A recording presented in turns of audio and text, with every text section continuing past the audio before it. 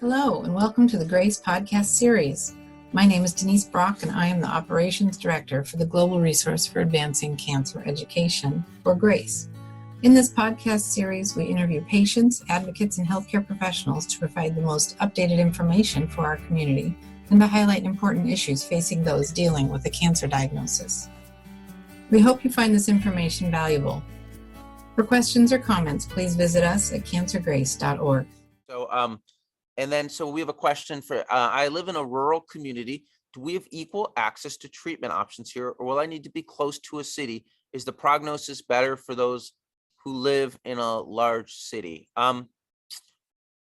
So that's a hard question. And I don't think we can really say that the prognosis is worse.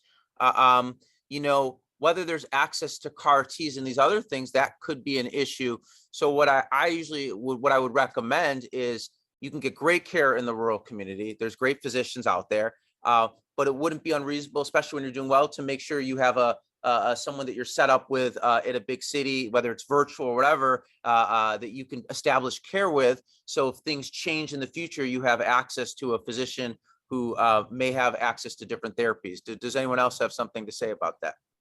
I think with large cell lymphoma, though, unfortunately, if you don't have access to CAR T and your cancer does not respond to initial therapy, it is worse because, again, unfortunately, we know from Scholar One, patients die because they get more chemo. So I think it really depends on the cancer you have, whether and how you respond to sort of initial therapy, how that impacts it. Because if you're a large cell lymphoma person in a rural community, you can't get access to CAR T. Your chances of survival are much less than those who can't get CAR T.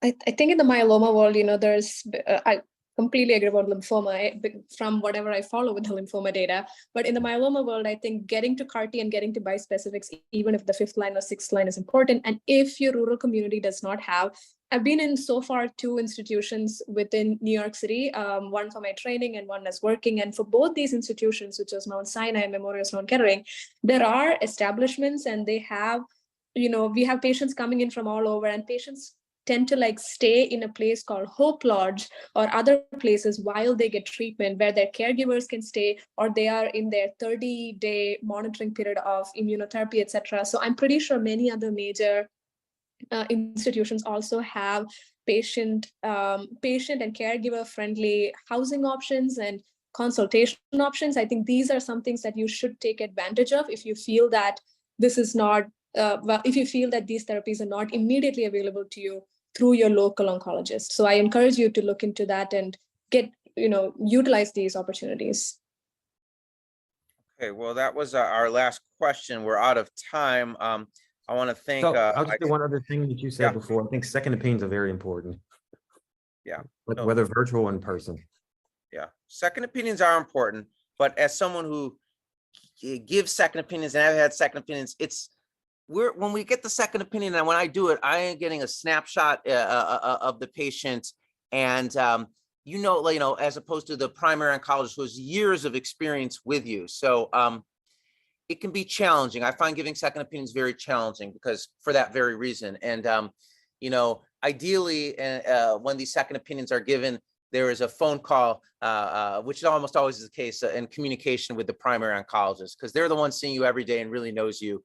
And sometimes knows really what's best. So thank you again for joining us. This podcast was made possible by the generosity of sponsorship from our friends at Lilly and Exelixis.